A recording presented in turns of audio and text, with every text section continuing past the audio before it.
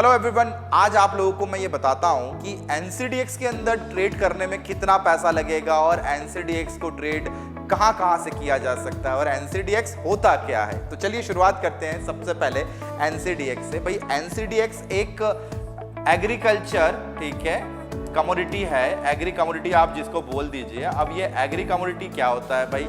एक होता है नॉन एग्रीकल्चर कमोडिटीज, एक होता है एग्रीकल्चर कमोडिटीज, ठीक है। अब एग्रीकल्चर कमोडिटीज के अंदर ज्यादातर हमारे इंडिया के अंदर होने वाली फसलों को एक ऐसे मार्केट प्लेस पर ले गए जहां पर इसको मैनेज किया जा सके और पूरे इंडिया के अंदर एक रेट तय किया जा सके। जस्ट लाइक जैसे अब मैं बात करता हूँ ज्यादातर सोयाबीन की बात कर रहा हूँ मैं, ठीक है। सोयाबीन एक ऐसा काउंटर है जो कि भाई काफ़ी चीज़ों में उसके जो एक्सट्रैक्ट्स निकलते हैं वो काफ़ी निकलते हैं। तो सोयाबीन को वर्ल्ड वाइड सब जगह ट्रीट किया जाता है। अब इंडिया के अंदर जो सोयाबीन है, ठीक है, वो सोयाबीन चलती है मंडियों से, अलग अलग मंडियों से, जिसमें जैसे इंदौर मंडी हो गई, अकोला मंडी हो गई, कोटा हो गया, इस टाइप की बहुत सारी मंडीज बनी हुई हैं। इन मंडियों से रेट अलग अलग आते हैं। अब जैसे मैं बात करता हूँ सोयाबीन इंदौर की, ठीक है। अब इंदौर के अंदर सोयाबीन का वेयर हाउस बना हुआ अनुसंधान केंद्र है सोयाबीन का, क्योंकि इंदौर के आसपास के जिलों में बहुत जगह सोयाबीन होती है। तो सोयाबीन आईडीआर करके एक काउंटर मिलेगा आप लोगों को। आप अगर अपने ब्रोकर के सर्च बॉक्स या वॉच लिस्ट के अंदर आप लोग सर्च करेंगे तो, ठीक है। अब मैंने सोयाबीन सर्च कर लिया। अब सोयाबीन के साथ ही साथ अब मैं कितनी सोयाबीन खरीद सकता हूँ, कैसे खरीद सकता हूँ, कितना पैसा लगेगा मुझे सोयाबीन खरीदने में, ये हम लोग देख लेते हैं, ठीक है। अब सोयाबीन मुझे खरीदना है, एग्रीकल्चर कमोडिटी है, क्योंकि हम लोग जानते हैं कि एनसीडीएक्स एक डेरिवेटिव प्लेटफॉर्म है, ठीक है। डेरिवेटिव प्लेटफॉर्म आप लोग जानते हो, डेरिवेटिव के अंदर होता है फ्यूचर्स एंड ऑप्शंस, ठीक है, कॉन्ट्रैक्ट्स होते हैं। Derivative basically nothing, derivative is a contractual basis buying and selling, और जिसको हम लोग मार्जिन पर खरीदते हैं और मार्जिन पर बेचते हैं। अब मैं एक फिजिकल नहीं, एक डिजिटल कॉन्ट्रैक्ट खरीद रहा हूँ। मुझे फिजिकल जरूरत नहीं है, मैं बस केवल अपने लॉसेस की भरपाई कर रहा हूँ या फिर मैं केवल हेज कर रहा हूँ, ठीक है। एक सिंपल सा एग्जांपल देता हूँ मैं आप लोगों को, शायद आप लोगों को डेरिवेटिव का पूरा मीनिंग समझ में आएगा।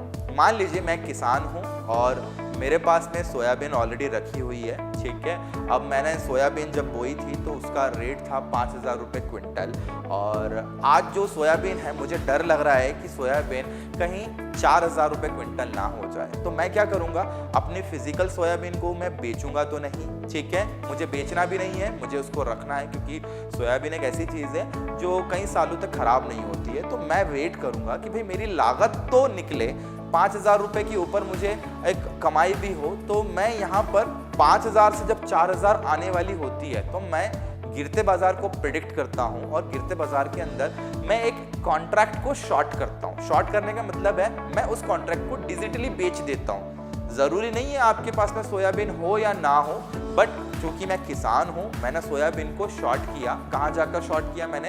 एनसीडीएक्स पर मैंने एक कॉन्ट्रैक्ट शॉर्ट किया। मुझे मालूम है जुलाई तक सोयाबीन नीचे ही रहेगी, 4,000 रुपये के भाव पर ही रहेगी। मैंने सोयाबीन को 4,500 रुपये से शॉर्ट किया है, और 4,000 रुपये तक जाते जाते मैं सोयाबीन को मैं एग्जिट कर देता हूँ, ठीक है। तो यहाँ पर मुझे सोयाबीन के अंदर 500 रुपये, ठीक है, 500 रुपये प्रति क्विंटल मेरे को प्रॉफिट होता है, ठीक है। अगर मेरे पास में 100 क्विंटल है तो आप ये सोचिए मुझे कितना प्रॉफिट हुआ। भाई मुझे 50,000 रुपये का प्रॉफिट यहाँ पर हो गया, और जो एक्चुअल में जो मेरी फिजिकल मेरे घर के अंदर या मेरे वेयर हाउस के अंदर जो सोयाबीन रखी हुई है, उस सोयाबीन पर मैंने जो लॉस हो रहा था उस लॉस को 50% से मिनिमाइज कर लिया। दैट मीन्स फिजिकल मैंने टच नहीं करी, मैंने केवल डिजिटल को गिरते बाजार के अंदर प्रेडिक्ट किया। एक डेरिवेटिव कॉन्ट्रैक्ट शॉर्ट किया क्योंकि मुझे पता था ये मार्केट नीचे जाएगा, और मैंने नीचे जाते हुए मार्केट के अंदर एक सेलिंग किया। अगर मुझसे कोई कॉन्ट्रैक्ट मांग लेता तो मेरे पास में फिजिकल शेयर्स या फिजिकल मेरे पास में सोयाबीन भी थी तो मैं उसे दे भी सकता था। तो ये सिंपल सा फंडा है। अगर आप लोग किसान हैं या आप लोग ये कंपनी है तो शायद आप लोगों को डेरिवेटिव मार्केट को समझना चाहिए। यहाँ पर आप लोग फिजिकल हेज करते हैं। फिजिकल हेज करने का सिंपल सा संबंध है, अगर आप लोगों के पास में फिजिकल कोई चीज़ रखी है, ठीक है, फिजिकल किसी चीज़ को आप ओन कर रहे हो तो उस फिजिकल को आप हेज कर सकते हो, ठीक है, विथ डिजिटल कॉन्ट्रैक्ट्स। अब ये डिजिटल कॉन्ट्रैक्ट्स क्या है? डिजिटल कॉन्ट्रैक्ट को ही हम लोगों ने बोला डेरिवेटिव कॉन्ट्रैक्ट, और डेरिवेटिव कॉन्ट्रैक्ट के अंदर फ्यूचर एंड ऑप्शंस आ जाते हैं। ये दो मेन कॉन्ट्रैक्ट जो एक्सचेंज के अंदर ट्रेड होते हैं, ये दोनों कॉन्ट्रैक्ट्स को हम लोग डेरिवेटिव बोलते हैं। चाहे हम लोग फ्यूचर एंड ऑप्शंस को फिजिकल ले या ना ले, लेकिन हम लोग इन कॉन्ट्रैक्ट्स को, फ्यूचर एंड ऑप्शंस के कॉन्ट्रैक्ट को हम लोग मार्जिन बेसिस पर, ठीक है, और प्रीमियम बेसिस पर हम लोग लेकर रख सकते हैं। क्लियर है? कितना लगता है मार्जिन? भाई एनसीडीएक्स के अंदर अगर आप फिजिकल आप कोई चीज खरीद रहे हो तो फिजिकल में आप लोगों को 100% देना पड़ेगा, ठीक है। लेकिन अगर मैं फ्यूचर एंड ऑप्शंस के डेरिवेटिव कॉन्ट्रैक्ट खरीद रहा हूं जो कि मंथली बेसिस है, हर 20 तारीख को ये कॉन्ट्रैक्ट जो है वो खत्म हो जाते हैं, तो मुझे मार्जिन मात्र 2 से 10% तक का देना है। यानी जो चीज मुझे फिजिकली 100% देना पड़ रही है, वही चीज मुझे 2 से 10% देना है। यानी अगर सोयाबीन के 100 क्विंटल्स मैं खरीद रहा हूं, 100 क्विंटल्स, 1 क्विंटल का भाव है मेरा 5,000 रुपये, और ऐसे देखा जाए तो मुझे यहाँ पर बहुत ही कम पैसा लग रहा है, यहाँ पर मुझे ज़्यादा पैसा नहीं लग रहा है। आप खुद कोशिश कीजिए कि भैया आपको भाई 1 क्विंटल के रेट में आप लोगों को ऐसी चीज़ें मिल रही है, ठीक है, जहाँ पर मात्र 2 से 10% देना है, ठीक है। अगर देखा जाए, ओवरऑल देखा जाए तो भैया यहाँ पर कितने का सौदा हुआ, ये आप खुद ही देखिए भाई 5,000 रुपये का 1 क्विंटल है। ऐसी 100 क्विंटल खरीदना है मुझे, यहाँ पर मुझे बैठे बिठाए 5 लाख रुपए का ये मुझे ओवरऑल सौदा पड़ा, ठीक है।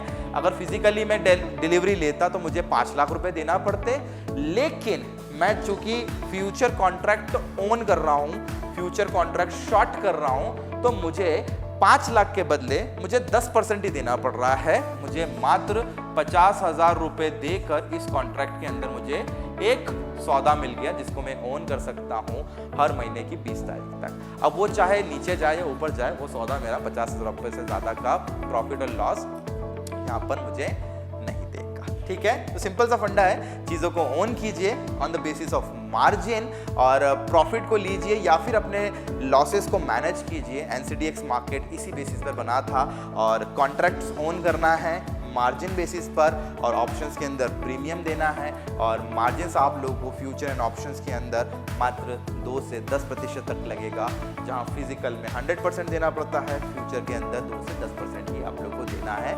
और आप लोग इस कॉन्ट्रैक्ट को कैरी कर सकते हैं, और ज़्यादा तो आप इन कॉन्ट्रैक्ट्स को फिजिकल डिलीवरी भी कर सकते हैं। तो ऐसे ही मज़ेदार वीडियोज़ के लिए आप मेरा channel the trading institute join, subscribe करना बिल्कुल भी ना भूलिए। जय हिंद।